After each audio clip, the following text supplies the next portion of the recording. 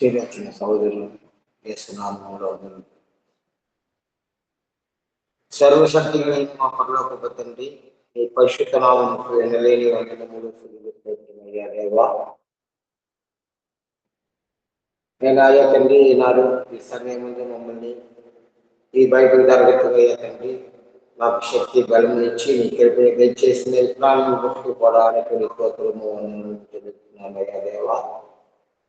ఇంకనమ్మయ్యా తండ్రి నీ పేరు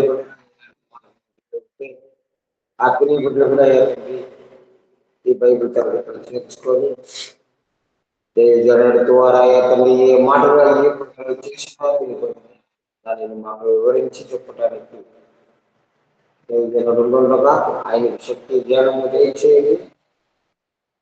అట్లనే తండ్రి ప్రతి ఒక్క వాక్యం ప్రకారం జీవం చేసే జ్ఞానము మాకు దయచేయమని కోరుకుంటూ ఈ సాయంత్రం ఈ బైబిల్ తరగతి వచ్చిన ఈ అవకాశం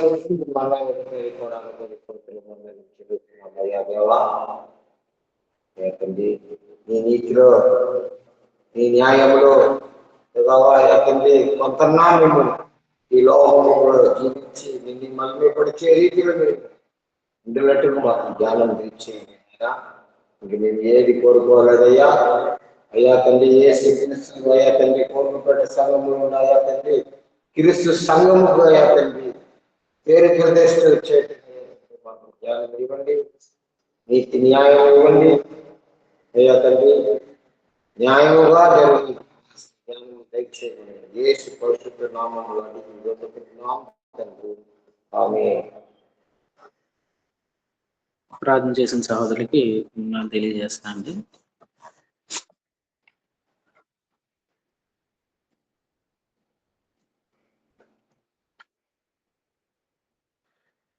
వరకు అయిపోయింది. 11 వచనాల వరకు అయిపోయింది. 5వ అధ్యాయం 1 నుంచి 11 వచనాల వరకు మనం చదువుకున్నాం. ఇక్కడ ఉన్నటువంటి సందర్భాన్ని ఒక 2 మాటల్లో చెప్పగలరా? 5వ అధ్యాయం 1 నుంచి 11 వరకు ఏంటి సందర్భం, ఏం జరిగింది? అలాంటి ఇచ్చిన హెచ్చరిక ఏంటంటే ధనాన్ని ప్రేమించుకోండి, ధనం ఎంతకన్నా అవసరమే కానీ నీ ధనము దేవుడు ఎందు అబద్ధం ఆడడానికి శిక్ష ఇచ్చాడు. రెండోది ఎదుటి వారి కూడా జరగకూడదు చేసిన ఈ పాఠం ఏ సత్పేరా అని వారి ఇరువురు గురించి మనం నేర్చుకోవడం జరిగింది. ఈ ఇరువురు ఎక్కడ వదిలేస్తే ఇంకా ఉన్న వాడు కూడా ఏదైనా పాడయ్యే పరిస్థితికి వచ్చేస్తారు అని భయపడి ఆ రకంగా కఠినపరిచారు అని చెప్పి మొదటి కొరింథీ 5:6 ప్రకారం పులిసిన పిండి కొంచెం అయినా సరే ముద్దంతటిని పాడు చేస్తుంది అనేటువంటి విషయం నాకు చూసాను. అంటే అపోస్తల కార్యాలు 5వ అధ్యాయం దగ్గరికి వచ్చేటప్పటికి సంఘం బాగా అభివృద్ధి చెందుతుంది, దినదినము సంఖ్య పెరుగుతుంది. 4వ అధ్యాయంలోని ఆ పుట్టినప్పటి నుంచి కుంటివాడైనటువంటి వాడిని స్వస్థత పరిచిన దగ్గర నుంచి యేసుక్రీస్తు గురించినటువంటి మహిమ, ఆయన యొక్క ప్రభావం, ఆయన నామం ద్వారా జరిగే స్వస్థతలు అనేవి విస్తరిస్తూ ఉంది. అక్కడ ఉన్న వాళ్ళందరూ కూడా, అక్కడ ఉన్నటువంటి ఈ శాస్త్రుల పరిశీలి అందరూ కూడా గట్టిగా వార్నింగ్ ఇచ్చారు. ఈ నామాన్ని బట్టి మీరు ఏమీ ప్రవచించకూడదు, ఏ మాటలు చెప్పకూడదు అని చెప్పి వాళ్ళు బెదిరించడం కూడా జరిగింది. అయినా సరే వాళ్ళు దానికి తగ్గకుండా, దాన్ని లెక్క చేయకుండా ప్రాణాలు తెగించి వాళ్ళు ఏం చేస్తున్నారంటే సువార్తను ప్రకటిస్తున్నటువంటి సందర్భం. ఎప్పుడైనా ఒక సంఘం అభివృద్ధి చెందుతుంది అంటే ఆ సంఘంలో ఖచ్చితంగా సాతాను ఏదో ఒక రకంగా కలహాలు సృష్టించడానికి, సంఘాన్ని ఆత్మీయంగా దిగజార్చడం కోసం ఏదో ఒక ప్రయత్నం చేస్తుంటారు. అలాగే ఆయన వాడుకున్నది ఎవరినంటే అన్నయ్య సప్పేరాలను వాడుకున్నారు. వాళ్ళు ఏం పాపం చేయలేదు, కానీ అబద్ధం ఆడేటట్టుగా, మాట్లాడకుండానే వారు చేసేటువంటి క్రియల ద్వారా అబద్ధం జరిగేటట్టుగా చేశారు.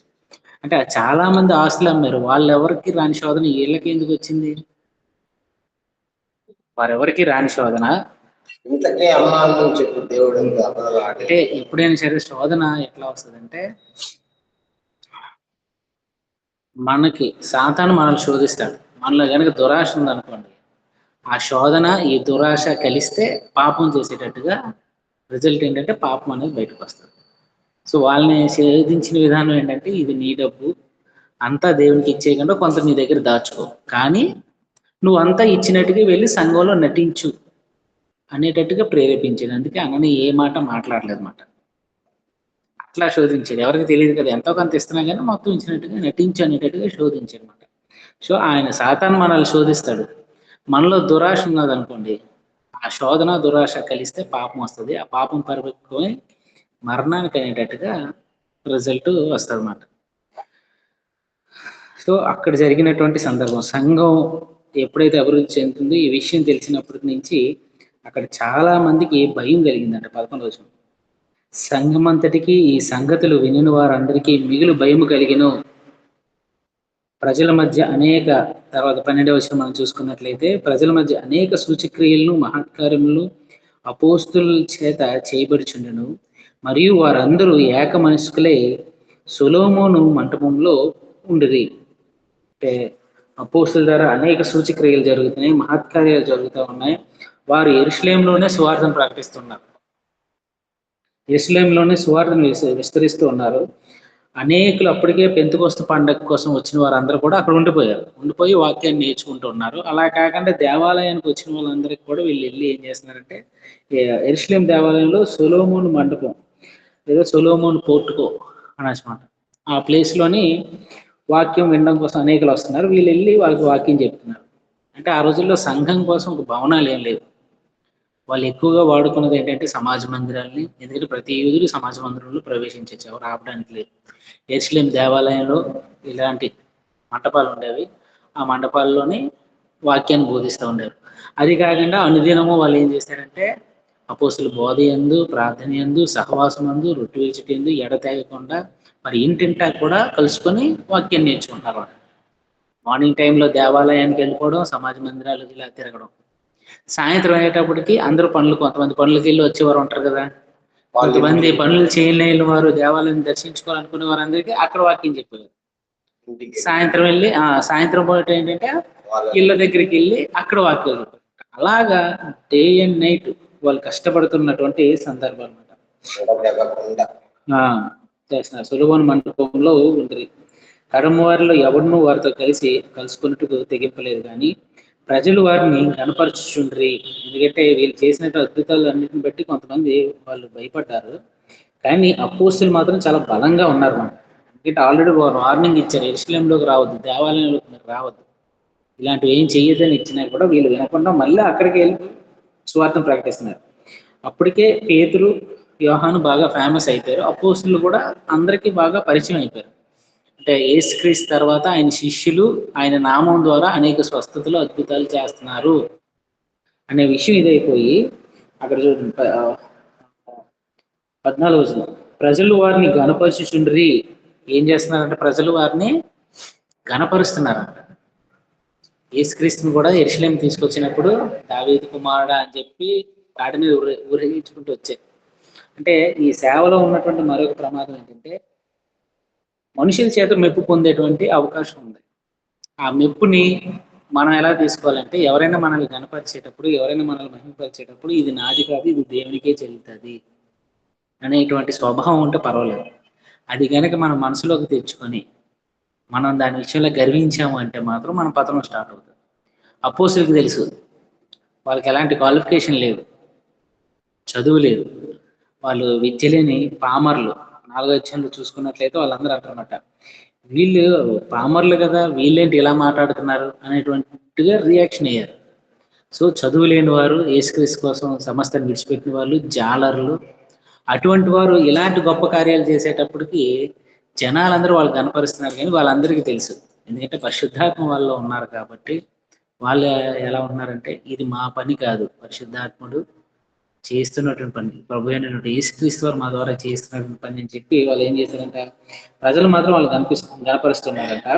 పురుషులను స్త్రీలను అనేకులు మరి ఎక్కువగా విశ్వాసులే ప్రభువు పక్షమున చేర్చబడి. పురుషులు స్త్రీలు కూడా ఎక్కువ మంది విశ్వాసులే ప్రభు పక్షాన చేర్చబడుతున్నారంట. మొదటి 3,000 మంది, తర్వాత చదువుకున్నాం, తర్వాత కౌంట్ చూసినప్పుడు 5,000కి పెరిగింది, అలాగా చేర్చబడుతూ ఉన్నారు.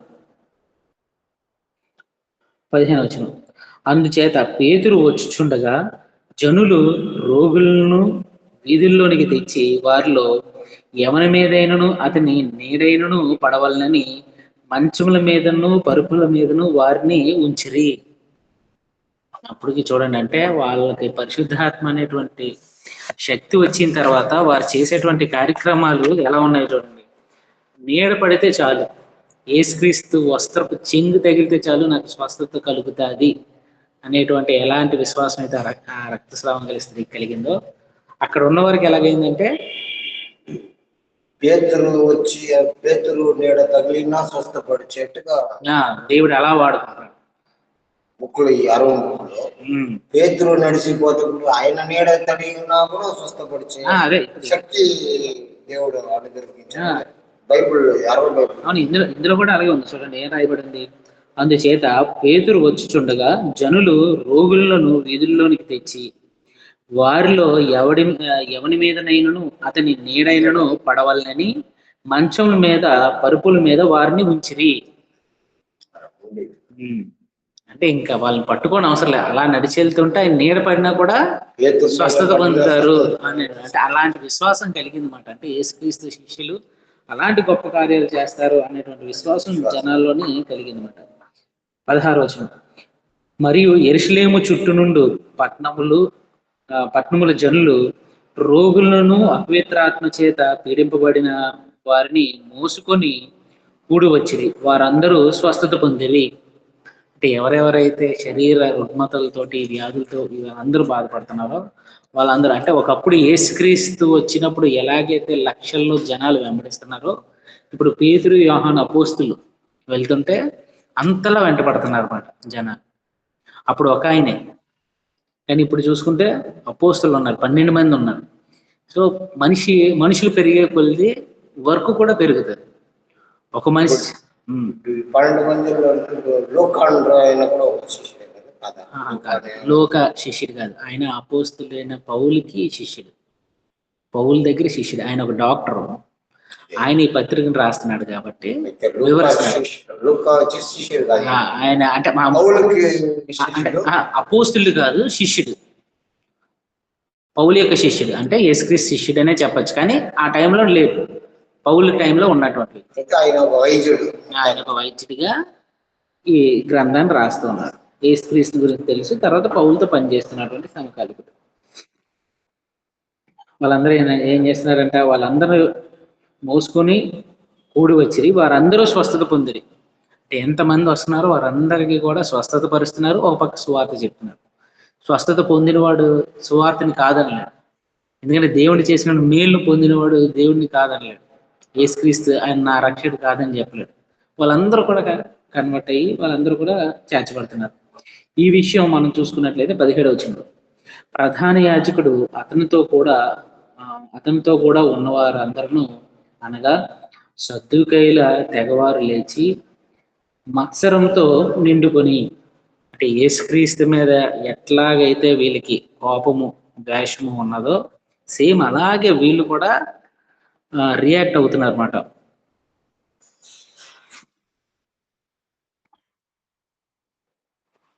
పదిహేడవ వచనం మనం చదువుకున్నాం కదా. ప్రధాన యాజకుడును అతనితో కూడా ఉన్నవారందరూ అనగా సద్దూకైల తెగవారిని లేచి మత్సరంతో నిండుకొండ్రి. అపోస్తులను బలాత్కారంగా పట్టుకొని పట్టణపు చెరసాలలో ఉంచిరి. అయితే ప్రభువు దేవత రాత్రి వేళ ఆ చెరసాల తలుపులు తీసి వారిని వెలుపలికి తీసుకొని వచ్చి, మీరు వెళ్ళి దేవాలయంలో నిలువబడి ఈ జీవమును గూర్చిన మాటలన్నీ ప్రజలతో చెప్పుడని వారితో అనెను. ఈ దేవాలయంలో ప్రకటిస్తున్నారు. ఆ సద్దూకైలు మత్సరపడ్డారు. అక్కడ ఉన్నటువంటి ఆ ప్రధాన యాజకుడు కూడా ఏం చేశారంటే వీళ్ళందరూ బలవంతంగా పట్టుకొని జైల్లో వేశారంట. జైల్లో వేసిన తర్వాత తాళం వేస్తారు కదా, అయినా కూడా చూడండి అంత వేసినా కూడా దేవుడు వారి పక్షాన్ని నుండి ఏం చేశారంటే వాళ్ళు పట్టుకున్న తర్వాత, అయితే ప్రభువు దూత రాత్రి వేళ ఆ చెరసాల తలుపులు తీసి వారిని వెలుపలికి తీసుకొని వచ్చి, మీరు వెళ్ళి దేవాలయంలో నిలువబడి ఈ జీవమును గూర్చిన మాటలని ప్రజలతో చెప్పుడని అని. ఏ జీవాన్ని గూర్చి? క్రీస్తు జీవాన్ని గురించి, దేవుని మాటలు అంటే జీవపు ఊటలు అని అంటారు కదా, ఆ జీవాన్ని గురించి, ఆ నిత్య జీవాన్ని గురించి మీరు ప్రకటించండి అని చెప్పి వాళ్ళు చెరసాల్లో ఉన్న వారిని తప్పించి మళ్ళా ఎక్కడ పెట్టారు, ఎక్కడ నుంచి వచ్చారో మళ్ళీ అక్కడికి. వీళ్ళేమో దేవాలయంలో ఉండకూడదని చెప్పి తరుగుతున్నారు, వార్నింగ్ ఇస్తున్నారు. ఆల్రెడీ 4 అధ్యాయంలో వార్నింగ్ ఇచ్చారు వల్ల. ఇప్పుడు 5వ అధ్యాయం దగ్గరకు వచ్చేటప్పుడు మళ్ళీ ఈసారి పట్టుకుని జైల్లో పెట్టారన్నమాట. కానీ దేవదూత ఏం చేశారంటే వాళ్ళని రక్షించి వచ్చారు. వాళ్ళు మళ్ళీ దేవాలయానికి వచ్చి వాక్యాన్ని వివరిస్తూ ఉన్నారు. 21. వారు ఆ మాట విని తెల్లవారుగానే దేవాలయంలోకి వెళ్ళి బోధించుచుండ్రి. ప్రధాన యాజకులను అతనితో కూడా ఉన్నవారును వచ్చి మహాసభ వారిని ఇశ్రాయేలీల పెద్దలందరినీ పిలువనంపించి వారిని తోడుకొని రెండని బంట్రోతులను చెరసాలకు పంపిరి. వీళ్ళందరూ ఏం చేశారంటే అందరినీ గ్యాదర్ చేసేసి ఆ నెక్స్ట్ డే ఒక మీటింగ్ పెడదాం, మీటింగ్ పెట్టి వీళ్ళ గురించి గట్టిగా వార్నింగ్ ఇవ్వాలి, వీళ్ళు విడిచిపెట్టకూడదు అని చెప్పి ఏం చేశారంటే, నిన్న వాళ్ళని పట్టుకున్నాం కదా, చెరసాల్లో వేసాం కదా, ఇప్పుడు మీరు వెళ్ళి తీసుకురండి అని చెప్పి వాళ్ళని పంపిస్తున్నారు అన్నమాట. వాళ్ళందరినీ పిలువనంపించారంటే ఎవరెవరిని పిలువనంపించారు చూడండి. అతనితో కూడా మనం చూసినట్లయితే ప్రధాన యాజకుడును అతనితో కూడా ఉన్నవారును వచ్చి మహాసభ వారిని ఇశ్రాయేలు పెద్దలందరినీ, మహాసభలో కూర్చునే పెద్దలు అలాగే ఇశ్రాయేలు పెద్దలందరినీ పిలువనంపించి తోడుకొని రండి అని చెప్పి వీళ్ళు ఎవరినైతే పట్టుకున్నారో వాళ్ళని తోడుకొని రండి బంట్రోతుల్ని చెరసాలకు పంపారన్నమాట. బంట్రోతులు అక్కడికి వెళ్ళినప్పుడు వారు చెరసాలలో కనబడినందున తిరిగి వచ్చి వీళ్ళు వెళ్ళి చూశారు, అరెస్ట్ చేసాం, జైల్లో ఉన్నారు, వాళ్ళు తీసుకురావాలి. వెళ్ళి చూస్తే జైలు ఖాళీగా ఉంది, జైలు అలాగే ఉంది, వేసినట్టుగా ఉన్నాయి కానీ లోపల జనాలు, వేసిన తాళం వేసినట్టుగా ఉంది కానీ వాళ్ళు లేరు. సో ఇంకా వాళ్ళు టెన్షన్ అయిపోయారన్నమాట. వచ్చి చెరసాల బహుభద్రంగా మూసి ఉండుట కావలి వారు తలుపుల ముందర నిలిచిండుటి చూచితిమి గాని తలుపులు తీసినప్పుడు లోపల మాకు ఒకడైనను కనబడలేదని వారికి తెలిపిరి. అంటే ఎంత సెక్యూరిటీ పెట్టారో చూడండి. బహుభద్రంగా మూసి ఉండేటి, కావలి వారు తలుపుల ముందర నిలిచిండేటి. బయటేమో గార్డ్స్ ఉన్నారు, వేసిండోరు వేసినట్టుగా ఉంది, తాళ వేసినట్టుగానే ఉంది. వీళ్ళు లోనికి వెళ్ళారన్నమాట. లోనికి వెళ్ళి చూస్తే లేరు. సో ఆ విషయాన్ని వాళ్ళకి చెప్పారు. 24 అంతటా దేవాలయపు అధిపతియు ప్రధాన యాజకుడును ఆ మాట విని ఇది ఏమవును అని వారి విషయమై ఎటు తోచకి ఉండిరి.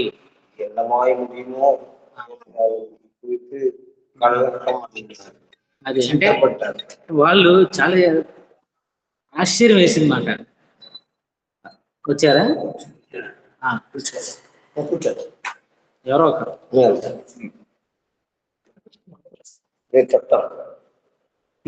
చెప్పండి, నేను మళ్ళీ రివిజన్ చేస్తాను.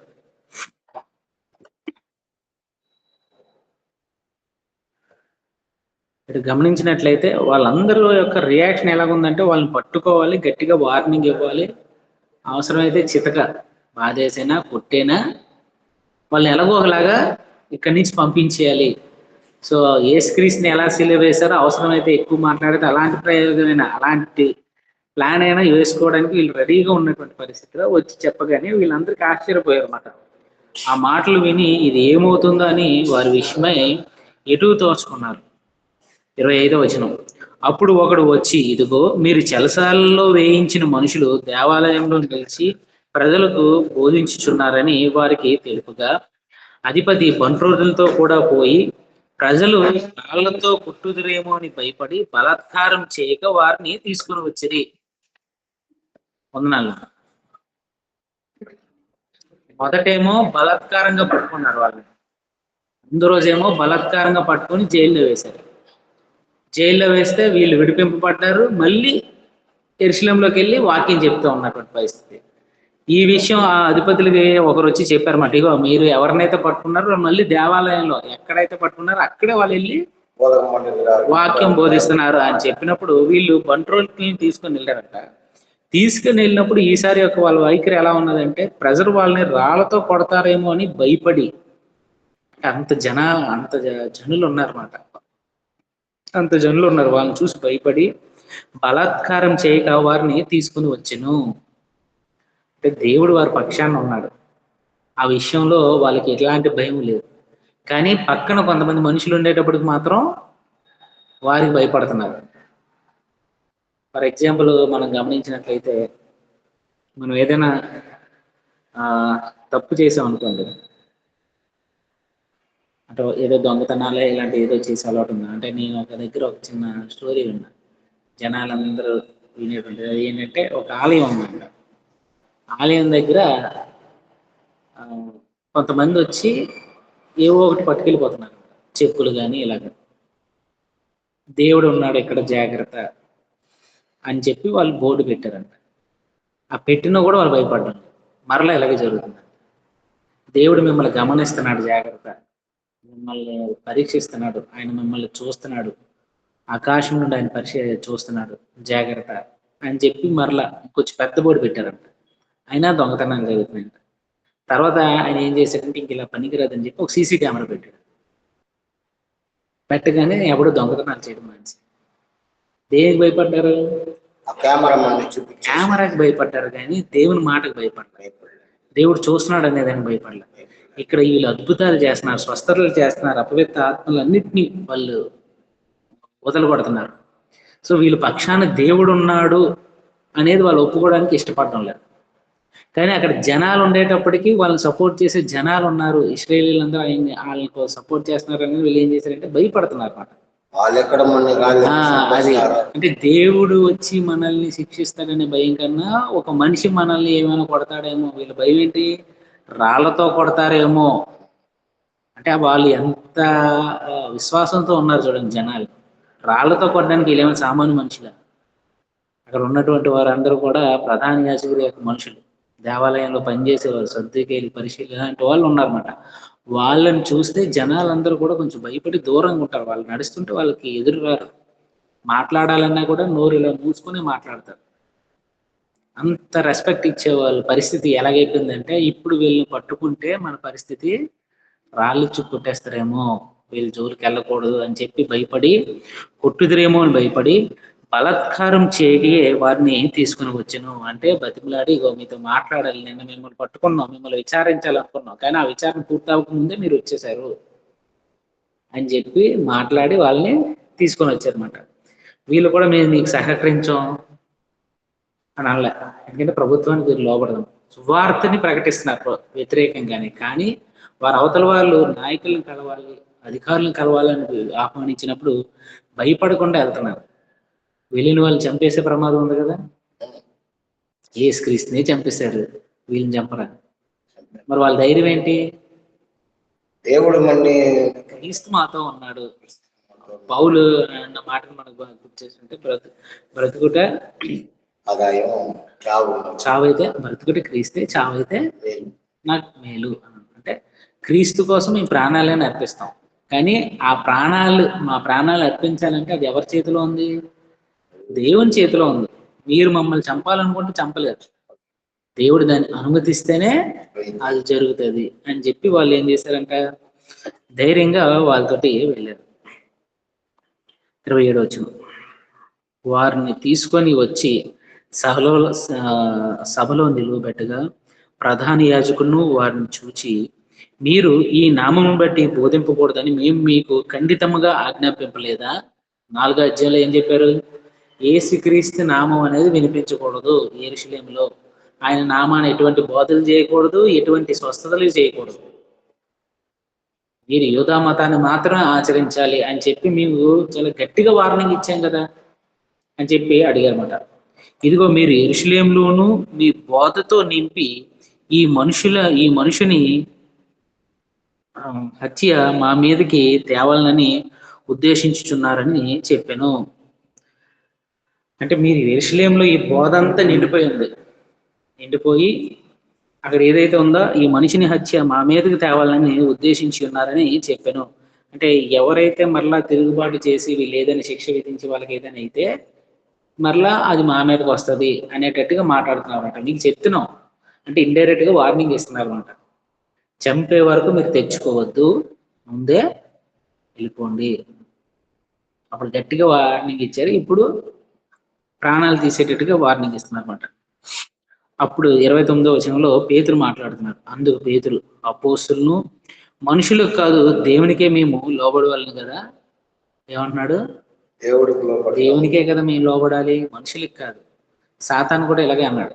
వచ్చి ఆకలితో ఉన్నటువంటి యేసుక్రీస్తు దగ్గరికి వచ్చి 40 దినాలు శోధింపబడిన తర్వాత, ఇగో ఈ రాళ్ళు రొట్టెలుగా చేసుకుని నీ ఆకలి తీర్చుకున్నాడు.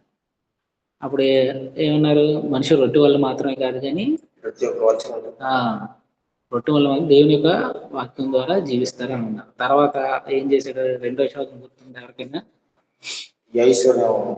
దేవాలయం దగ్గరికి తీసుకెళ్ళి వెళ్ళి దూకు అంటాడు. అప్పుడేమంటాడు? నీ ప్రభు అయినటువంటి నీ దేవుణ్ణి శోధింపకూడదు. అంటే దాని అర్థం ఏంటి? మనం దేవుని శోధించకూడదు అంటే సాతాను ఎన్ని మాటలు చెప్పినా నేను నీ మాటకు లోబడను, దేవుని మాటకే లోబడతాను అనేటువంటి వైఖరి ఇప్పుడు వీళ్ళ శిష్యుల్లోకి వచ్చింది మాట. అక్కడ అంటారు, అందుకు పేతురు అపోస్తులను మనుషులకు కాదు దేవునికే మేము లోబడవలను కదా. ఈరోజు చూసుకున్నట్లయితే అనేకులు మనుషులకే లోబడుతున్నారు తప్ప, వారి మాటలకు లోబడుతున్నారు తప్ప వాక్యానికి ఎవరూ లోబడడం. ఒక విషయం ఏదైనా చెప్పినప్పుడు దానికి వాక్యానుసారంగా ఉందా లేదా చూడడం లేదు. మనకే ఆలోచించి భయపడే వారు కూడా లేకపోతే అది అంటే ఇతరు కాదు, మన దేవుడు బిడ్డలని చేయటగునా. అక్కడ అందరూ చూసేది ఏంటంటే ఒక మనిషి. ఇప్పుడు సమాజం ఎలా ఉందంటే మనం చూసేది ఒక మనిషి, ఆయన యొక్క స్టేటస్, వాడుకున్న పవర్ ఏంటి, వాడుకున్నటువంటి పలుకుబడి ఏంటి, వాడుకున్నటువంటి ఆస్తులు ఏంటి, దాన్ని బట్టి ఆ మాటకు ఒక అధికారం అనేది ఉంటుంది. దాన్ని బట్టి వాళ్ళకి లోబడుతూ ఉంటారు. అది మంచి అనుకోండి పర్లే, ఒకవేళ చెడు అయితే చెడుని ప్రోత్సహించేటట్టుగా చెప్తే అప్పుడు లోబడకూడదు. అప్పుడు మనకి గుర్తు రావాల్సిన వచనం ఏంటంటే, ఇగో మేము మనుషులకు కాదు దేవునికే మేము లోబడాలి, వాక్యానికే మేము లోబడాలి. నేను చెప్పినా కూడా నా మాటకు లోబడడం కాదు, నా మాట దేవుని మాట అయితే వాక్యానుసారంగా ఉంటేనే లోబడాలి. అది వాక్యానుసారంగా లేకుండా బాబు మీరు రేపటి నుంచి అందరూ కూడా దశమ భాగాలు తీసుకురండి అని అన్నాను అనుకో, అయ్యో పాస్టర్ గారు చెప్పారని నేను పట్టుకొచ్చేస్తారా? ఎక్కడుంది? ఎందుకు తేవాలి? దేవునికి కానుక ఇవ్వాలా, మీకు కానుక ఇవ్వాలా? ఇలాగా మనం ఏ మాటకి ఎట్లాగా అనేది ప్రశ్నించుకోవాలి. ఆ మాట దేవుని మాట, వాక్యానుసారమైన మాట, అపోస్తుల బోధ, లేకపోతే ఈయన సొంతగా కల్పిస్తున్నాడా, సొంత మాటలు ఏమైనా కలుపుతున్నారా? ఇలాంటివి మనం పరీక్షించేసుకోవాలన్నమాట. అంటే పౌలుకి ఇక్కడ మనం గమనించినట్లయితే పేతురుకు ఉన్నటువంటి గుండె ధైర్యం మామూలు గుండె ధైర్యం కాదు. ఒకప్పుడు యేసుక్రీస్తుతో పక్కకి తిరగడానికి ఆయన పట్టుకున్న రాత్రి భయపడి పారిపోయాడు. అక్కడ ఉన్న వాళ్ళు నువ్వు క్రీస్తులో ఒకడుగాని అంటే 3 సార్లు బొంకాడు. ఆయన ఎవరో నాకు తెలియదు. 3వ సారి అయితే ఇంకా తను తిట్టుకోవడానికే, తను దూషించుకోవడానికి రెడీ అయ్యాడు. అంత భయపడిన వ్యక్తి, కేవలం భటులకే ఆ రోజు భయపడిన వ్యక్తి ఈరోజు ప్రధానులు, అధికారులు అందరూ ఉన్నారు. వాళ్ళ ముందు ఎంత ధైర్యంగా మాట్లాడుతున్నాడు చూడండి. 4వ అధ్యాయంలో కూడా 19వ వచనం మనం చూసుకున్నట్లయితే అక్కడ కూడా అంటున్నాడు, అందుకు పేతురు యోహాను వారిని చూసి, దేవుని మాట వినుటి కంటే మీ మాట వినుట దేవుని దృష్టికి న్యాయమా, మీరే చెప్పండి అని చెప్పి ప్రశ్నించారు. మా మాట వినండి, మేము గొప్పలు అనలేదు. ప్రతిదానికి దేవుడిని యాడ్ చేస్తున్నామంట. నేను చెప్పేది దేవుని వాక్యం, మేము దేవుని మాటకే లోబడుతున్నాము. ఆల్రెడీ చెప్పారు, వీళ్ళకి ఎక్కలే. వీళ్ళు ఏమనుకుంటున్నారంటే మనం చెప్పింది వాళ్ళు వింటున్నారేమో అనుకుంటున్నారు. లేదు, వాళ్ళు చెప్పింది వీళ్ళు అపోస్తులు వినడం లేదు. ఈ అపోస్తులు చెప్పింది కూడా ఇక్కడ ఉన్నటువంటి అధికారులు కానీ ఆ ప్రధానులు కానీ ఎవరు వినడం లేదు అనమాట. 30వ వచనం, మీరు రాణును వేలాడదీసి సంహరించిన యేసు మన పితరుల దేవుడు లేపెను. ఏమన్నాడు? మీరు రాణును వేలాడి వేసి సంహరించిన యేసును మన పితరుల దేవుడు లేపెను. ఎవరు మన పితరుల దేవుడు? యెహోవా దేవుడు. వాళ్ళ పేరు చెప్పకుండా మన పితరుల దేవుడు అని ఎందుకంటాడంటే, మనందరం ఒకే దేవుణ్ణి ఆరాధిస్తున్నాం. మేము కూడా మీలో ఒకరమే, మేము కూడా యూదులమే. మనందరం ఆరాధించే మన పితరుల దేవుడు ఏమని పిలిచేవారు? వాళ్ళు యెహోవా నామాన్ని పలికేవారు కాదు. అబ్రహాము దేవ, ఇస్సాకు దేవ, యాకోబు దేవ అని పలికేవారు అనమాట. అందుకు పితరులను గుర్తు చేస్తున్నాడు. మేము ఎక్కడో వేరే దేశాన్ని నుంచి ఏదో అంతరిక్షం నుంచి ఊడిపడిపోయి ఏదో బోధలు చేయడం లేదు. మన దేవుడు గురించే, మన దేవుడే. మీరు ఎవరినైతే రాను మీద వేలాడి తీసి చంపారో ఆయన్ని మన పితరుల దేవుడు లేపాడు. ఆయన రక్షించింది ఆయనే, మన దేవుడే అని చెప్తే ఉన్నాడు. కానీ ఆ విషయం వాళ్ళకి అర్థం కాని పరిస్థితి. ఇశ్రాయేలునకు మారు మనస్సును పాపక్షమాపణ దయచేటికే దేవుడు ఆయనను అధిపతిగాను రక్షకునిగాను మన దక్షిణ హస్త బలము చేత హెచ్చించి ఉన్నాడు. దేనికోసం అంటే ఆయన లేపి దేనికోసం లేపాడు అని చెప్తున్నాడు? ఇశ్రాయేలునకు మారు మనస్సు పాపక్షమాపణ దయచేటికే. ఒకటి మారు మనసు రావాలంట. ఏం మారు మనసు? ఈ లోకం పట్ల లేదా వారికి ఉన్నటువంటి ఆ ధర్మశాస్త్రం పట్ల మారు మనసు తిప్పుకొని క్రీస్తు వైపు, క్రీస్తు రాజ్యంలోనికి, క్రీస్తు సంఘంలోనికి వారు రావాలి. అలా రావాలి అంటే వారి పాపాలన్నీ కూడా క్షమింపబడాలి. సో మీకు మారు మనసు పాపక్షమాపణ దయచేటికే దేవుడు ఆయన్ను అధిపతిగాను రక్షకునిగాను, రక్షకుడు అంటే సేవ్ చేసేవాడు, యేసుక్రీస్తు అనే మాటలకు అర్థాలు తెలుసు కదా. సో ఆయన ఏమంటాడంటే ఆయన రక్షకునిగాను దక్షిణ హస్త బలము చేత హెచ్చించి ఉన్నాడు అని చెప్పి ఆయన చెప్తూనే ఉన్నాడు. అంటే మనకి దేవుని వాక్యం వినిన తర్వాత దాన్ని విశ్వసించిన తర్వాత మొదట వినాలి, విని దాన్ని విశ్వసించాలి, దాన్ని నోటి ద్వారా ఒప్పుకోవాలి, మనం మారు మనసు పొందాలి. మారు మనసు పొందిన తర్వాత యేసుక్రీస్తుని మన రక్షకుడిగా అంగీకరించాలి. అంగీకరించి మనం బాప్తిసం పొందితే ఏమవుతుంది? ఆ బాప్తిసంలో మన పాపాలన్నీ కూడా క్షమింపబడతాయి. క్షమింపబడడం వరకు సరిపోదు, మనల్ని రక్షించాలి. అంటే ఆ బురదలో నుంచి మనల్ని తీయాలి, ఈ లోకంలో నుంచి ఆయన రాజ్యంలోకి తీసాడనమాట. రక్షించడం అంటే ఈ లోకంలోని ఈ పాపంతో నిండి ఉన్నటువంటి దాంట్లో నుంచి ఆయన ఏం చేస్తున్నాడు? రక్షకుడుగా మనల్ని రక్షిస్తున్నాడు. రక్షకుడిగా తీసి మనల్ని రక్షించి మనల్ని దేవుని రాజ్యంలో పెడుతున్నాడు.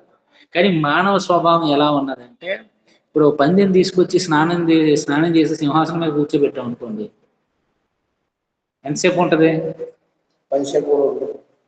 కొద్దిసేపు కూడా ఉండడం లేదు. ఎందుకంటే దాని స్వభావం ఏంటంటే దానికి ఆ బురదే కావాలి. పందెం తీసుకొచ్చి సింహాసనం మీద పెట్టి ఊరేగిస్తున్నారంట. ఇగో మనకి ఇదే, ఇక నుంచి మన కులదైవం ఇదే అని చెప్పి నీట్గా బంగారం అంతా పోసు వెళ్తుంటే బురద కనబడిందంట. కవుక్కుని దూకి వెళ్ళిపోయి లోనకి మూతి మాత్రం, దాని ముక్కు మాత్రం బయటికి కూర్చుందంట. అంటే మన స్వభావం ఎలా ఉంటుందంటే పాపం పట్ల నిజంగా మనం మారు మనసు పొందడం లేదు. యేసుక్రీస్తు నన్ను అందులో నుంచి రక్షించాడు కదా, పాపం నా మీద ప్రభుత్వం చేయదు కదా అనేది ఉండటం లేదు. సాతాను శోధిస్తున్నాడు, మనం పడిపోతున్నాం. ఏం చెప్తున్నావు?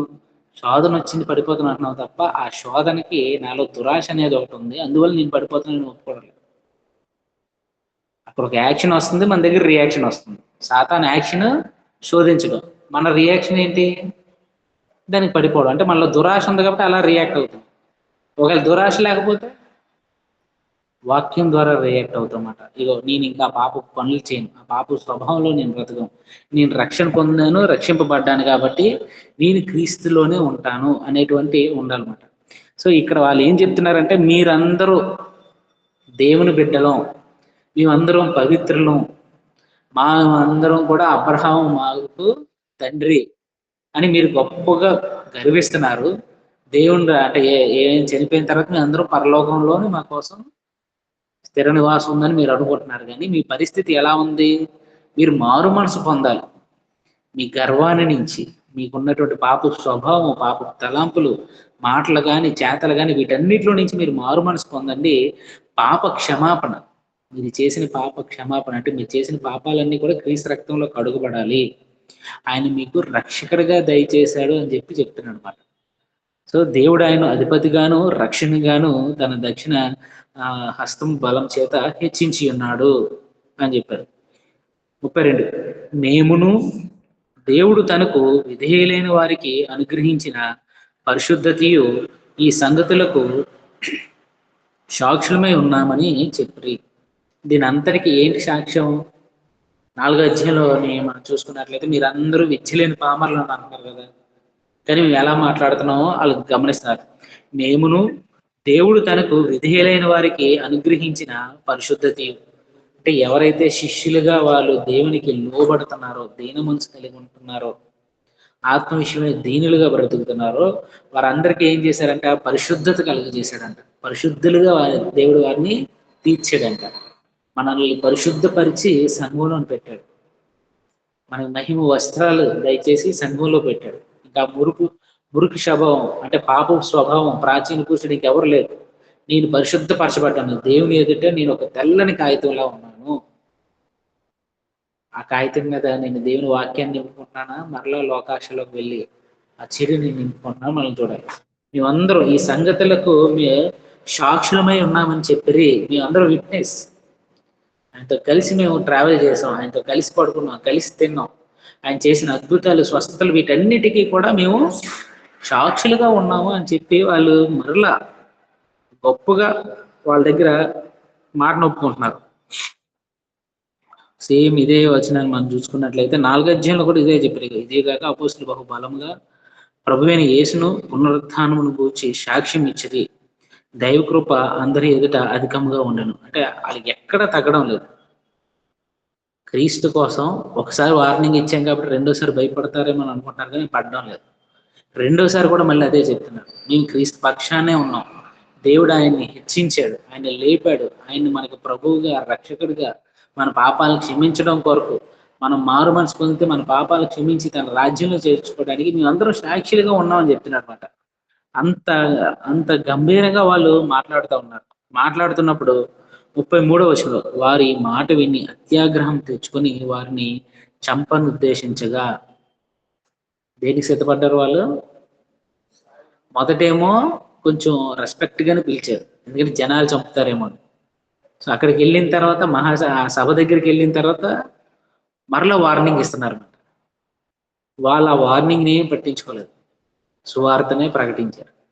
మళ్ళా వాళ్ళని చంపాలని ముందు పట్టుకుని అరెస్ట్ చేశారు, ఇప్పుడు ఏం చేయాలని వారిని చంపాలని ఉద్దేశించారంట. 34 సమస్త ప్రజల వలన ఘనత నొందిన వాడును ధర్మశాస్త్ర ఉపదేశకుడైన గమలీయేలును ఒక పరిసయ్యుడు మహాసభలో లేచి ఈ మనుషులను కొంతసేపు వెలుపల ఉంచుడని ఆజ్ఞాపించి వారితో ఇట్లనెను.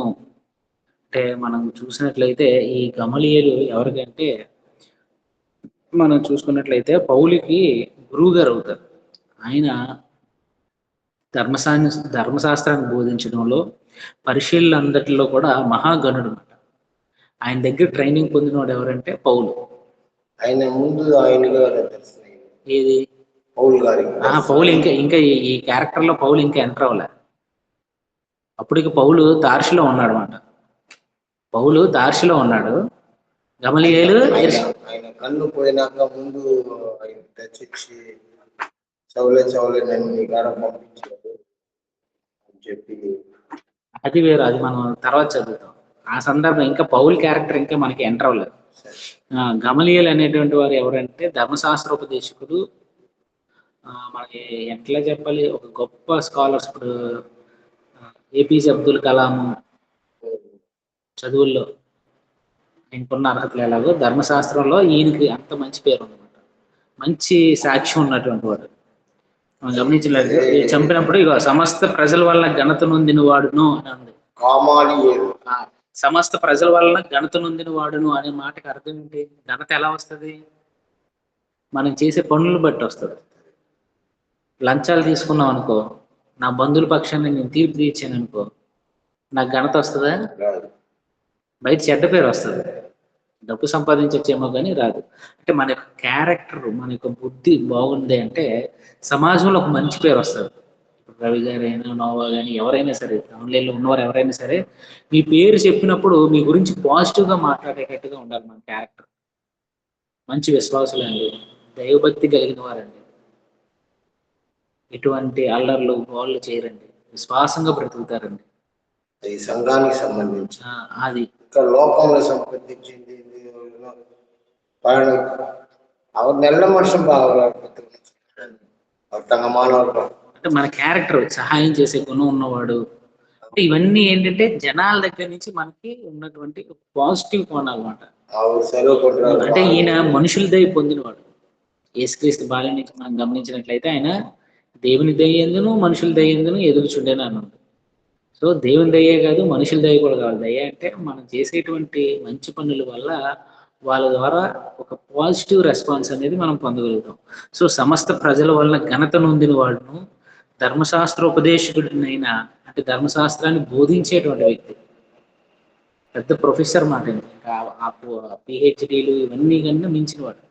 అలాంటి గొప్ప వ్యక్తి అన్నమాట. ఆయన ఏం చేశాడంటే వీళ్ళకి కోపం వచ్చేసింది. వీళ్ళ కోపం కొన్న రీజన్ ఏంటంటే అసూయ, మత్సరం అక్కడ ఉన్న వాళ్ళకి. కానీ ఈయన ఏంటంటే వాక్యం తెలిసినవాడు కాబట్టి, స్వస్థ బుద్ధి కలిగినవాడు కాబట్టి, పాజిటివ్గా ఆలోచిస్తున్నాడు కాబట్టి ఈయన ఏం చేశాడంటే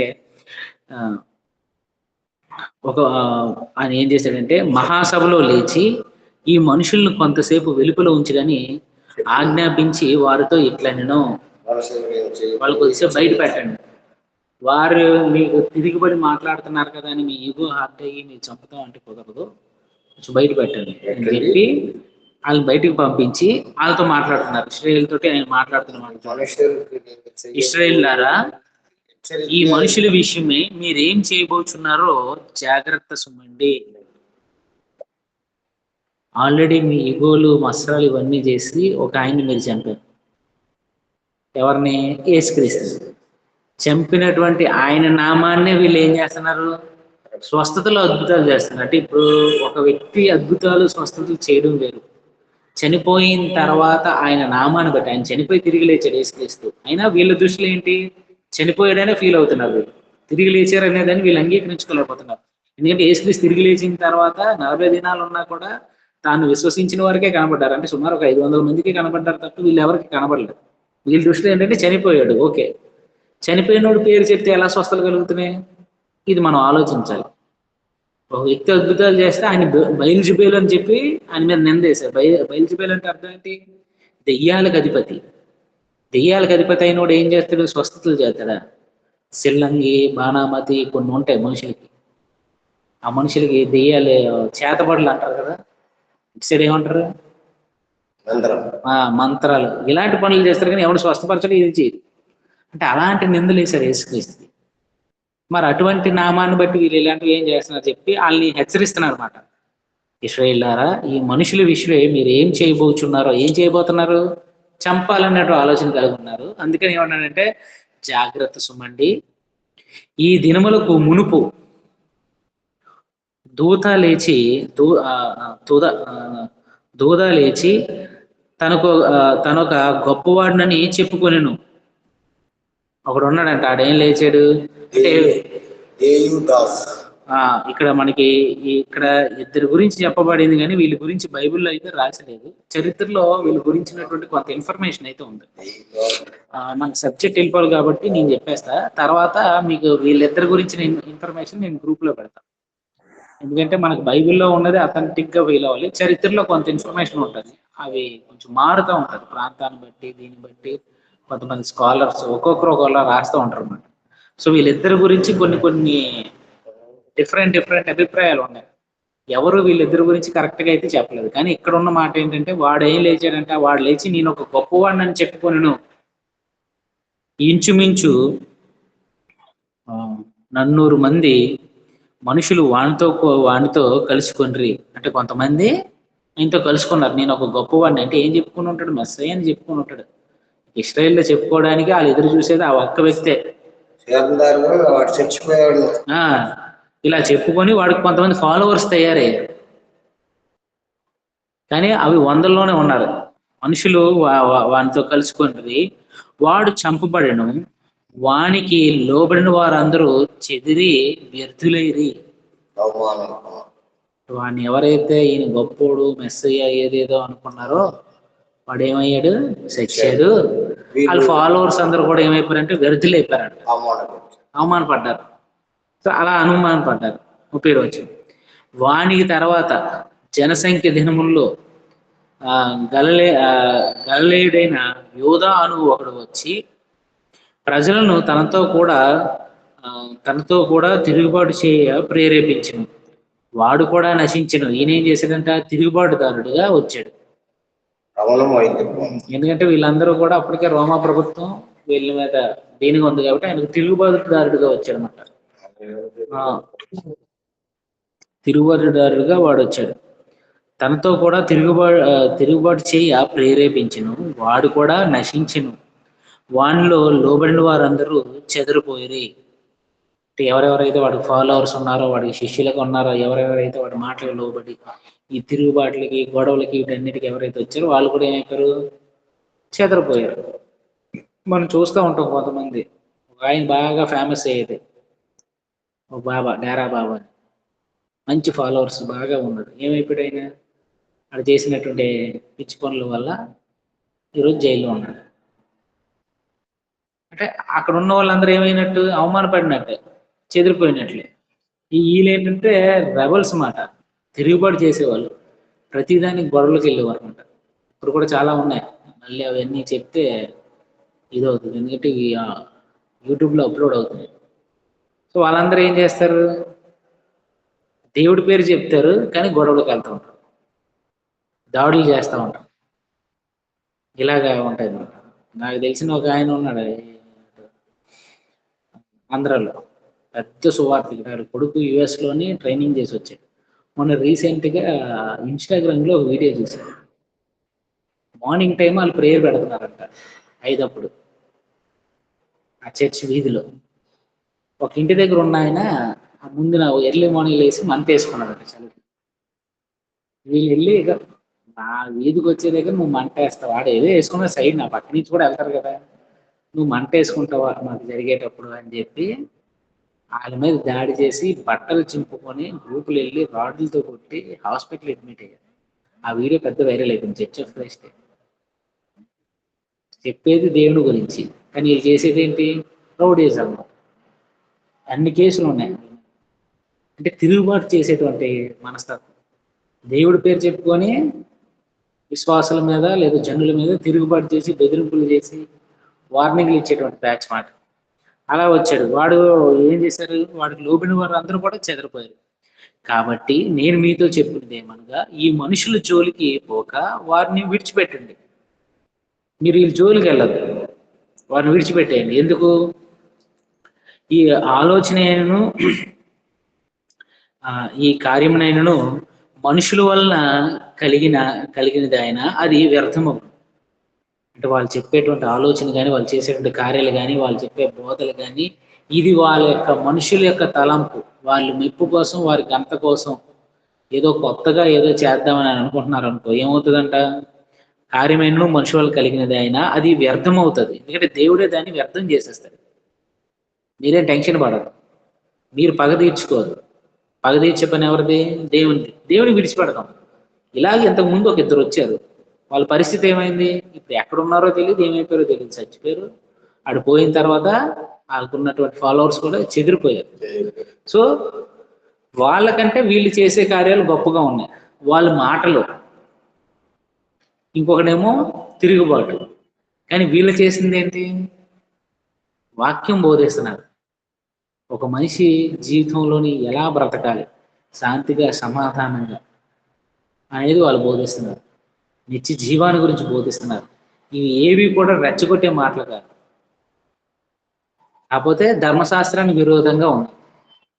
గమనించినట్లయితే మనకు మత్తయి సువార్త 5వ అధ్యాయం మనం గమనించినట్లయితే ధర్మశాస్త్రానికి అప్గ్రేడ్ గానే ఉంటుంది. ధర్మశాస్త్రంలో ఇవ్వబడిన ఆజ్ఞలకి అప్గ్రేడెడ్ ఇచ్చారు. వాటిని బేస్ చేసుకునే నేను మీతో చెప్పినది ఏమనగా, నేను మీతో చెప్పినది ఏమనగా అంటే అక్కడ ఉన్నటువంటి ఆజ్ఞని చెప్పి, ఇగో నేను మీకు ఇప్పుడు ఏం చెప్తున్నానంటే ఇలా ఉండండి అలా చెప్తున్నారు. కాబట్టి ఈయన జ్ఞానం కలిగిన వాడు కాబట్టి, తెలివి కలిగిన వాడు కాబట్టి ఏం చేశాడు? గొడవలకు వెళ్లకుండా దాన్ని ఏం చేశారంటే దేవుని పక్షాన్ని తిప్పాడు. అంటే ఇలాంటి వాళ్ళు సంఘంలో ఉండాలి ఈరోజు. అంటే ఇలాగా గొప్పగా, ఇలాంటిగా స్వస్థ బుద్ధి కలిగి, సమాధానం కలిగి, సాత్వికమైనటువంటి మనసు కలిగిన వాళ్ళు సంఘంలో ఉండాలి. వాళ్ళు ఏం చేస్తారంటే సంఘాల్లో గొడవలు రేపడం. ఒకవేళ ఏదైనా గొడవల్లా వచ్చాయి అంటే వాళ్ళు ఏం చేస్తారంటే ఆ గొడవలు జరగకుండానే మాట్లాడి దాన్ని కామ్ చేస్తారన్నమాట. అలాంటి వాళ్ళు మనకు కావాలి. ఈయన ఏం చెప్పాడు? ఇగో ఈ ఆలోచన అయినను ఈ కార్యమునైనను, ఏ ఆలోచన? వాళ్ళు చంపాలనేటువంటి ఆలోచన. కార్యం ఏంటి? వాళ్ళు చంపేసే, వాళ్ళని చంపడానికి విలువ వేసేటువంటి ఈ కార్యమునైనను మనుషుల వలన, అంటే వాళ్ళ పాయింట్ ఆఫ్ వ్యూలో ఆలోచిస్తే వాళ్ళు చేసేటువంటిది. కానీ వాళ్ళు చేసేటువంటి కార్యాలు, ఇప్పుడు అపోస్తుల పాయింట్ ఆఫ్ వ్యూలో ఆలోచించాం అనుకోండి, ఏమున్నాయి? వాళ్ళు బోధిస్తున్నారు, స్వస్థత చేస్తున్నారు, అపవిత్రాత్మలు వెళ్ళగొడుతున్నారు. ఒక రకంగా వాళ్ళు ఇశ్రాయేలుకి మేలే చేస్తున్నారు, మంచి చేస్తున్నారు. సో వాళ్ళు ఏమన్నారు? మనుషుల వల్ల కలిగినది అయినా అది వ్యర్థమవుతుంది, దేవుని వల్ల కలిగింది అయినా మీరు వారిని వ్యర్థపరచలేరు. ఒకవేళ కనుక దీని అంతటి వెనుక దేవుడే ఉండి జరిపిస్తే మాత్రం మీరు దాన్ని వ్యర్థపరచలేరు. అంటే మీరు దాన్ని ఆపలేరు, అడ్డుకోలేరు అని చెప్తున్నాడు. మీరు దాన్ని వ్యర్థపరచలేరు. మీరు ఒకవేళ దేవునితో పోరాడువారు సుమి. ఎంత సైలెంట్ గా స్వీట్ గా వార్నింగ్ ఇచ్చారన్నమాట. ఒక స్వీట్ వార్నింగ్ ఇచ్చారు వాళ్ళకి. కర్ర ఎరగకుండా పాము చావకుండా తెలుగులో ఒక శాంతి ఉంటుంది. అధికారం చెలాయించలేదు. ఆలోచించండి, మనుషుల వల్ల అయిందా? వ్యర్థమైపోతారు. వాళ్ళు ఆలేపోతారు, దేవుడే వాళ్ళని చూసుకుంటాడు. ఒకవేళ దేవుడే కనుక ఈ కార్యాలు చేస్తే మాత్రం దీన్ని మనం ఆపలేం. లేదు మేము ఆపుతాం అని చెప్పి కనుక మీరు కనుక తిరుగుబాటు చేస్తే ఏమంటున్నారు? ఎవరి మీద పోరాటం చేస్తున్నారంట? అపోస్తుల మీద, క్రీస్తు మీద కాదు మీరు చేసే పోరాటం, దేవుని మీదే మీరు పోరాడుతున్నారేమో, దేవుని మీద మీరు గొడవకి వెళ్తున్నారేమో, దేవుని మీదకి మీరు యుద్ధానికి వెళ్తున్నారేమో, జాగ్రత్త సుమా అని చెప్పి వార్నింగ్ ఇచ్చేసారు. వార్నింగ్ ఇవ్వగానే వెంటనే వాళ్ళు, అంత కోపంలో ఉన్నవారు కూడా, ఎప్పుడైతే ఒక వ్యక్తి దేవుని పక్షంగా దేవుని కోణంలో ఆలోచించి చెప్పాడో వాళ్ళకి ఆలోచించారు. ఎందుకు? గమలీయేలుకు ఉన్నటువంటి ఆధిక్యత, ఆయనకు ఒక మంచి పేరు ఉంది సమాజంలో, ధర్మశాస్త్ర ఉపదేశకుడు, ఎంతో మందిని ఉత్తీర్ణులుగా ప్రవీణులుగా తయారు చేసినటువంటి అనమాట. సో ఒక మనిషి మాటకి ఎంత కోపంలో ఉన్నవాడైనా సరే, ఎంత దీనిలో ఉన్నారైనా సరే, ఆ మాటకి రెస్పెక్ట్ ఇచ్చేటట్టుగా మారారు. వాళ్ళకున్న కోపం, చంపాలనుకునే కోపం దగ్గర నుంచి ఎలాగొచ్చింది చూడండి. వారు అతని మాటలకు సమ్మతించి ఏం చేశారు? సమ్మతించి అంటే అంగీకరించి, పెద్దవారు ఓ మాట చెప్పారు, దానికి రెస్పెక్ట్ ఇచ్చారన్నమాట. అంటే ఆ మాట ఏంటంటే அடித்து இயேசுவின் நாமத்தை குறித்து பேசக்கூடாது என்று கட்டளையிட்டு அவர்களை விடுதலையாக்கினார். అప్పుడు కొట్టారు. వారు ఆ మాటకి సమ్మతించి అపోస్తులను పిలిపించి కొట్టించి యేసునామం బట్టి బోధింపకూడదని ఆజ్ఞాపించి వారిని విడుదల చేసేది. ఇక్కడ గమలీయేలు ఏం చెప్పారు? మీరు ఇలాంటి పనులు చేయొద్దు. ఒకవేళ వాళ్ళు ఏదైనా తప్పు చేస్తే దేవుడే చూసుకుంటాడు. ఆల్రెడీ ఒక ఇద్దరు వచ్చాడు, ఒకడు గొప్పవాడు అన్నాడు, అడుగు పోయాడు, ఆయనతో ఉన్న జనాంగం పోయింది. ఇంకొకడు తిరుగుబాటుదారుడు వచ్చాడు, వాడికి పోయాడు, ఇదైపోయారు. వీళ్ళేంటి? వీళ్ళని అపోస్తలులు చేసే బోధన తిరుగుబాటుదారులుగా చూశారన్నమాట వీళ్ళు. సో ఆ రెండింటిని ఆయన మెన్షన్ చేశాడు, వద్దు మీరు దేవుని మీద చేశారు. కానీ వీళ్ళకున్న ఈగో పెద్ద ఆయన కాబట్టి ఆయన మాటకు రెస్పెక్ట్ ఇచ్చారు. ఏంటి? చంపలేదు, కానీ ఏం చేశారు? 4వ అధ్యాయంలో మీ వార్నింగ్ ఇచ్చి పంపించారు వాళ్ళు. అయినా వచ్చి యెరూషలేములో బోధించారు, పట్టుకొని జైల్లో వేశారు. అయినా పరిశుద్ధాత్మ ఏం చేశారు? వాళ్ళని విడిపించడం ద్వారా, దేవుని దూత వారిని విడిపించడం ద్వారా మరలా యెరూషలేములోకి వచ్చి మాట్లాడారు. ఇప్పుడు ఈయనేమో చంపొద్దు అంటున్నాడు, మళ్ళీ విడిచిపెడితే వీళ్ళు మరలా వస్తారు కాబట్టి గట్టిగా ఏం చేశారంటే వాళ్ళని కొట్టించారంట. అపోస్తులను పిలిపించి కొట్టించి యేసునామమును బట్టి బోధింపకూడదని ఆజ్ఞాపించి వారిని విడుదల చేసెను. ఆ నామం కొరకు అవమానం పొందుటకు పాత్రులమని ఎంచబడినందున వారు సంతోషించుచు మహాసభ ఎదుటి నుండి వెళ్ళిపోయేరి. అంటే గొప్ప స్వభావం ఉన్నది. క్రీస్తు నామాన్ని బట్టి మేము అవమానం పొందడానికి మేము పాత్రులము. మన స్వభావం ఎలాగుంది? క్రీస్తు నామాన్ని బట్టి మనకి ఘనత మహిమ రావాలి, అంతేనా? యేసుక్రీస్తుని మనం ఆరాధిస్తున్నాం అంటే, దేవుణ్ణి ఆరాధిస్తున్నాం అంటే, క్రీస్తు సంఘంలో ఉంటున్నాం అంటే మనకి సమాజంలోని ఘనత మహిమ మనం కోరుకుంటాం. కానీ ఆయన ఏం కోరుకున్నారు? క్రీస్తు నామమును బట్టి అవమానం పొందుటకు పాత్రులము. పాత్రులమని ఎంచబడినందున వారు సంతోషించుచు మహాసభ ఎదుటి నుండి వెళ్ళిపోయారు. అంటే వాళ్ళకి సంతోషం, కొట్టిన శరీరానికి తగినటువంటి దెబ్బలు అవి నొప్పి కలిగించిన వారికి వారి యొక్క ఆత్మలు సంతోషిస్తున్నాయంట, ఆనందిస్తున్నాయంట. సుఖం వేరు, సంతోషం వేరు. సుఖం అనేది శరీరానికి సంబంధించింది, సంతోషం అనేది మన మనసుకి, మన ఆత్మకు సంబంధించింది, ఆనందం అనేది మన ఆత్మకు సంబంధించింది. మనం దేనికోసం ప్రయాసపడుతున్నాం మనం ఒకసారి ఆలోచించాలి. ఈ లోకంలో మనం లోకంలో వచ్చే ఘనత, మహిమ, ఈ మర్యాదలు, సుఖభోగాలు వీటి కోసం మనం ఆశపడుతున్నామా, లేదా క్రీస్తుని వెంబడిస్తే ఆ క్రీస్తులో ఉన్నటువంటి ఆనందం కోసం, ఆ సంతోషం కోసం మనం చూస్తున్నాం? క్రీస్తు మనసు కలిగి ఉన్నాము లేదా మనల్ని మనం ప్రశ్నించుకోవాలి. వాళ్ళు ఈ అవమానం పొందుటకు మేము పాత్రలము, మాకు ఇంకే ఘనత మహిమలు వద్దు, క్రీస్తు నామాన్ని మేము ప్రకటిస్తాం, మమ్మల్ని కొట్టినా తిట్టినా మొఖం మీద ఉమ్మేసినా ఏం చేస్తాం, మేము వీటిని భరించుకుంటాం, ఓర్చుకుంటాము అని చెప్పి సంతోషిస్తూ వెళ్ళిపోయారంట. అంటే వెళ్ళిందని చూసుంటే అక్కడ ఉన్న వాళ్ళకి ఎంత మంది ఉంటది, ఎంత కోపం వచ్చి ఉంటుంది వాళ్ళకి. వీళ్ళేట్రా భయపడడం మానేసి సంతోషిస్తున్నారు. అంటే నీ కుడి చెంప మీద కొడితే నీ ఎడం చెంప చూపించి అన్నారు కదా, దాన్ని చేశారన్నమాట అపోస్తలులు. మన మీద తిరుగుబాటు వచ్చినప్పుడు, మన మీద శ్రమలు వచ్చినప్పుడు, మనకు శోధనలు వచ్చినప్పుడు, ఈ శ్రమకి శోధనకి నేను పాత్రని, దేవుడు నన్ను పరీక్షిస్తున్నాడు, దీన్ని నేను ఎలా జయించాలి, ఈ శోధనలో పడిపోయి క్రీస్తు అవమానం తెస్తున్నానా, లేదా ఈ శోధన నేను జయించి ఆ జయం ద్వారా నేను ఆనందించగలుగుతున్నాను, నా తండ్రి నన్ను చూసి ఆనందించగలుగుతున్నాడా, నా ప్రభువు నన్ను చూసి ఆనందించగలుగుతున్నాడా, ఆయన సంతోషించగలుగుతున్నాడా? వారు ఏదైతే ఆనందిస్తారో, వారు ఏ విషయాల్లో సంతోషిస్తారో ఆ విషయాల్లో నేను సంతోషిస్తాను, ఆ విషయాల్లో నేను ఆనందిస్తా అనేటువంటి స్వభావం.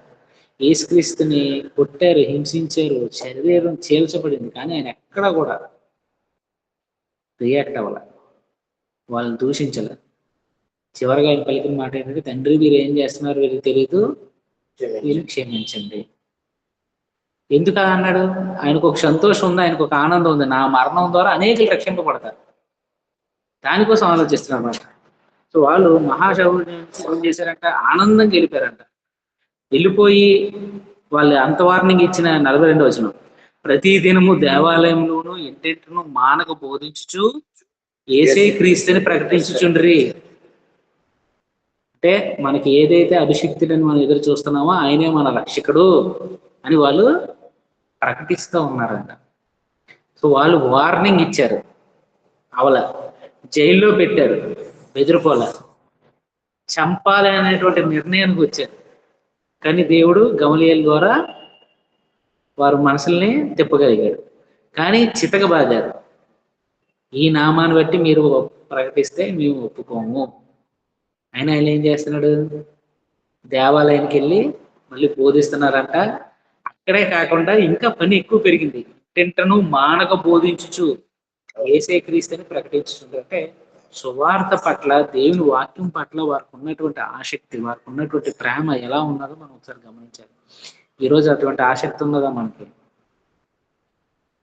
క్లాస్ అంటే రాలే. నేను ఆన్లైన్ పెట్టింది అంటే లాంగ్లో ఉన్నవాళ్ళు, మందిరానికి రాలేని వాళ్ళు, ఇక్కడ చర్చ్ బిల్డింగ్కి రాలేని వాళ్ళ కోసం నేను ఆన్లైన్ పెట్టాను. కానీ మనం ఆ ఎఫెక్ట్ కూడా వేయలేకపోతున్నాం అన్నమాట. నాకు సమయం ఉంది, నడిచే ఓపిక ఇచ్చాడు, శరీర బలం ఇచ్చాడు దేవుడు, రోజంతా నేను పని చేయగలిగేటువంటి శక్తి ఉంటుంది. కానీ దేవుని ఆలయానికి రావడానికి, సంఘ భవనం దగ్గరకు వచ్చి సంఘంతో కలిసి ఆరాధించడానికి కానీ, లేదా ఒక క్లాస్ వినడానికి కానీ మనకు ఓపిక ఉండడం లేదు. భయం ఉండట్లేదు. అది ఓపిక కాదు, భయం. అంటే దేవుడు అంటే భయం మనకు ఎలాగో తగ్గిపోతుందిలేండి, ఆ భయం భక్తి ఉండడం లేదు. అంటే మనం ఆల్టర్నేట్ చూస్తున్నాం. సమయ సందర్భం దేవుడు చెబుతాడు, అది లైన్ వేరు. ఈ రోజు నేను ఈ క్లాస్ కోసం నేను నెల్లూరు నుంచి పరిగెత్తి వచ్చా. అక్కడ ఉంది పని, చర్చ్ బిల్డింగ్ ఓపెనింగ్ వెళ్ళాం. అక్కడ అలా అన్నారు, ఈవినింగ్ ఒక సువార్త మీటింగ్ లో పెడతాను చెప్తారా అని. లేదండి బైబిల్ క్లాస్ కోసం ఎదురు చూసే వాళ్ళు ఉన్నారు అని చెప్పి వచ్చాను నేను అక్కడి నుంచి స్పీడ్గా డ్రైవ్ చేసుకొని. అంటే మనం పక్క నుండి కూడా రాలేకపోతున్నాం. నా ఇల్లు ఇక్కడ కాదు పురుషోహం, కానీ రవి గారికి ఆన్లైన్ లేదు, ఆయనకి స్మార్ట్ ఫోన్ లేదు, ఆయన ఆన్లైన్ జాయిన్ అవ్వడు. నో ఆయన జాయిన్ అవుతుంది ఆన్లైన్, మీరు ఇక్కడ ఫోన్ జాయిన్ చేసినప్పుడు అవుతారు.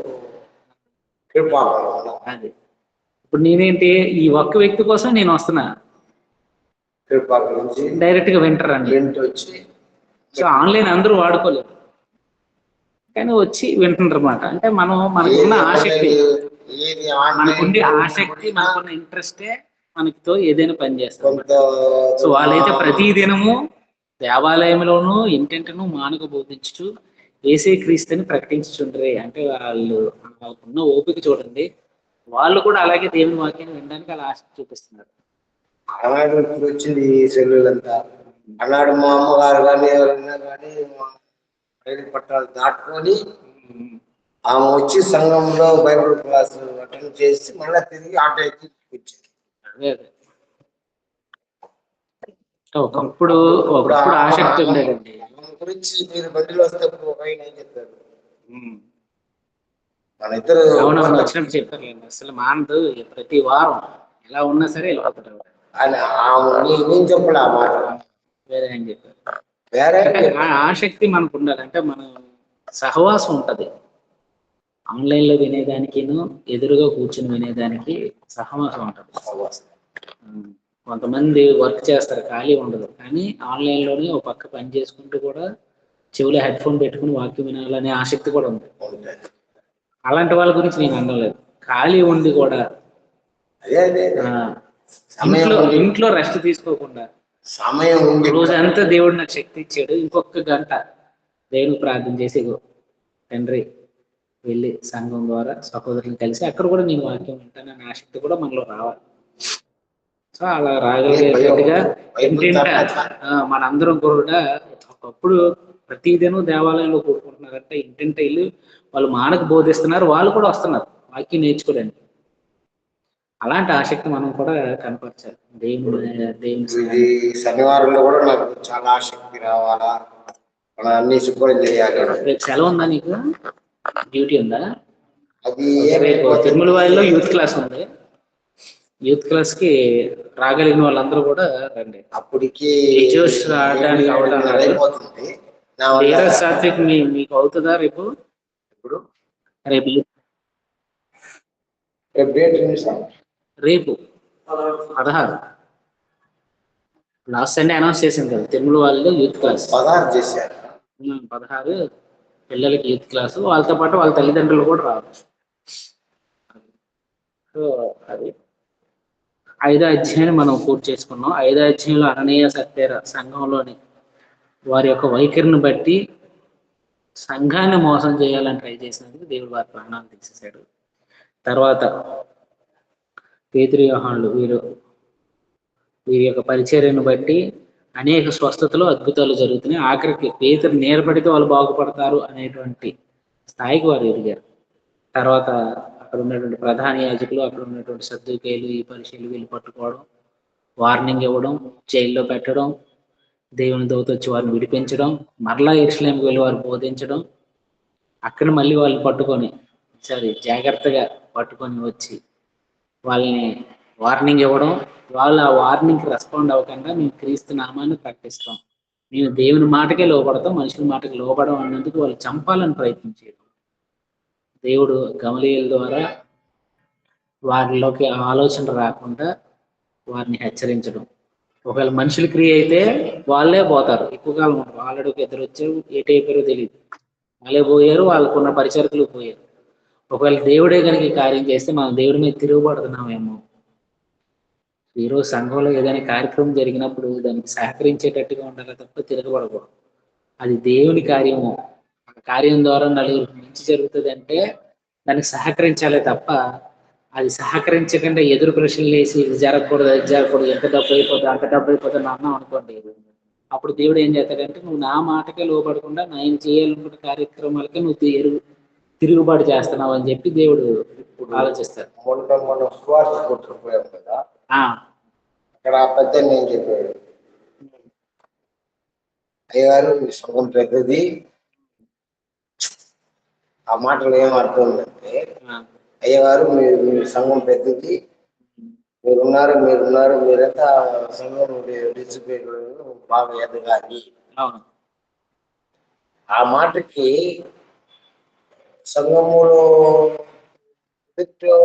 మనం పెద్దగా ఉన్నప్పుడు దేవుళ్ళు మనం ఆ మాట ఉచ్చరించగలిగినట్టుగా ఉండాలి ఆ మాట. అవునులేండి, ఏదైనా ఒకటి మనుషుల చేత కాక దేవుని ద్వారా దేవుడు మనతో మాట్లాడుతున్నాడు అనేటువంటి స్వభావం ఉంటే పర్లేదు. నేను వచ్చేసాను మాట కాదు అది లెక్క. సరేలే. దేనికి ఆయన పెద్దగా చెప్తుంటే ఏం చెప్పాడు, ఈ సంఘం పెద్ద సంఘం ఉంది, మీరు అన్నిటిలో ఉండాలంటే అది ఎంత కలిసి చూస్తే అదంతా ఆలోచించవలసిన బయట. మనం కూడా దేవుని పరిచర్యకి సహకరించేటట్టుగా అదే, ఉండాలి అదే. తప్ప ఆ పరిచర్యని విమర్శించేటట్టుగా ఉండకూడదు. నా మాట నెగ్గాలి సంఘంలోనే, నా కంట్రోల్లో ఉండాలి. ఇదంతా సాతాన్ యొక్క స్వభావం. సంఘం బాగుపడాలి, సంఘం అభివృద్ధి చెందాలి. దానికోసం ఎలాంటి మంచి కార్యాలకైనా నేను సిద్ధపడతాను. అది ఆర్థికంగానైనా ఎలాగైనా సరే అది చేయడానికి ఎలా చేయాలని ఆలోచించాలి తప్ప వద్దు ఇదొద్దు అదొద్దు అంటే మనం దేవుని యొక్క సంకల్పానికి మనమే బ్రేక్ వేస్తాం. అలా కాకుండా చేయాలి. ఇంత చేసినా వాళ్ళు ఆపగలిగారా? కొట్టినా కూడా వాళ్ళు ఆపలేకపోయారు. మరలా దేవాలయానికి వెళ్ళారు, ఇంటింటా కూర్చొని వాళ్ళు బోధిస్తూ దేవుని ప్రకటిస్తూ యేసే క్రీస్తుని వాళ్ళు ప్రకటిస్తూ ఉన్నారు. సో సువార్త ప్రకటించే విషయంలో అపోస్తులకు ఉన్నటువంటి ఆసక్తి ఆది సంఘానికి ఉన్న ఆసక్తితో పోలిస్తే ఇప్పుడు మనం చేసేది నథింగ్, ఏమీ చేయడం. ఆవగించి కూడా చేస్తున్నామా? ఇంటింటా సువార్త కూడా కానీ ప్రారంభించారు. ఓ 2-3 తప్ప ఎవరు పెద్దగా రెస్పాండ్ అవ్వలేదు. మా ఇంటికి వచ్చి ఫోటో పెట్టండి బ్రదరు, నేను అన్న పాలకి అవసరమైతే పాలు ప్యాకెట్లు బిస్కెట్లు కూడా ఇస్తాను అన్న. కొద్దిమంది రెస్పాండ్ అవుతున్నారు. మళ్ళా అంటే ఏముంది, ఇప్పుడు ఆ ఇంటి ద్వారా సువార్త వెళ్తే ఇంటికే కదా రక్షణ, ఆ ఇంటికి దేవుడు ఆశీర్వదిస్తాడు. ఆది సంఘాలు ఇంటి ద్వారానే సువార్తను ప్రకటించారు. దేవాలయము సమాజ మందిరం వారి ఇల్లే, వాళ్ళకి బిల్డింగ్ లేవు. మొన్న ఈ 6 నెలలకో ఈ 3 నెలలకో మొన్న యోగాను పోయి ప్రకటించి మనం వెళ్ళాం కదా. బుద్ధ సంఘం తన చేతుల కలిగిన తన ఒక 2 బలగాలు ఇచ్చి మన బయటకు వచ్చారు. ఉన్నారు అంటే ఒక 2-3 ఉన్నారు మన దగ్గర చేయడానికి ఇంట్రెస్ట్ చూపించే వాళ్ళు. మిగతా వాళ్ళు అంత ఇంట్రెస్ట్ చూపించడం లేదు. ఏదో వచ్చాము వెళ్ళిపోయాం అనేటట్టు ఉన్నారు తప్ప సువార్త పట్ల ఆసక్తి ఇప్పుడు బాగా తగ్గిపోయింది. సో సువార్త పట్ల ఆసక్తి కలుగుదాం. ఆది సంఘాల ద్వారా మనం నేర్చుకొని అలా బ్రతకడానికి ప్రయత్నించాలి. పెద్దగా బిర్యానీ వేసి ఫోటో పెట్ట అవసరం లేదండి. మన సువార్త వెళ్ళాలి అంతే తప్ప మా ఇంటికి రావాలండి చేయాలండి సావాసం పెద్ద బిర్యానీ వేసి ఫోటో పెడతా అన్న తలంపులుగా ఉంటుంది. సంవత్సరం అయినా పెట్టలేరు అనుకుంటే సంవత్సరాలు గడిచిపోతుంది తప్ప అలాంటివి చేయలేం. చేద్దాం మనకు ఉన్న అవకాశాన్ని బట్టి, మనకున్న సమయాన్ని బట్టి. నేను ఎప్పుడన్నా ఖాళీ ఉంటే నేను ఫోన్ చేసింది ఆంధ్ర రాయా ఇంటికి వచ్చేంద్రపాలి పోతాము, ఒక 2 పోతాము. సరే ప్రార్థన చేసుకొని కూర్చుకుందాం. 9 అయిపోయింది. ప్రార్థన చేసుకుందాం. పరలోకమందున మా తండ్రి, దయగల మా నాయన, మీ ఘనమైన నామానికి వేలాది వందనాలు, స్తుతులు, స్తోత్రం తెలియజేస్తాం తండ్రి. తండ్రి బుధవారం బైబిల్ తరగతిలో కలుసుకొని మీ వాక్యాన్ని నేర్చుకుంటూ మీ వాక్యాన్ని ధ్యానించగలిగేటువంటి అవకాశం దయచేసి ఉన్నారు తండ్రి. తండ్రి ఆది సంఘంలోనే ఉన్నటువంటి క్రైస్తవులు విశ్వాసులు ఎంత బలంగా విశ్వాసంతో ఏక మనసుతో ఏక హృదయం కలిగి అపోస్తుల యొక్క పరిచర్యకు సహకరించారో అటువంటి మనసును మాకు దయచేయండి. అపోస్తుల బోధన మేము ఈ రోజు ప్రకటించగలిగేటట్లుగాను, క్రీస్తు మార్గాన్ని, క్రీస్తు యొక్క వెలుగును, మీ యొక్క రక్షణ సంకల్పాన్ని నలుగురికి తెలియజేయాలనే ఆసక్తిని మాలో కలిగించండి. ఆన్లైన్లో వింటున్న వారిని దీవించండి, ఆస్వాదించండి. ఇక్కడ వచ్చి కూర్చున్న వారిని దీవించండి, ఆస్వాదించండి.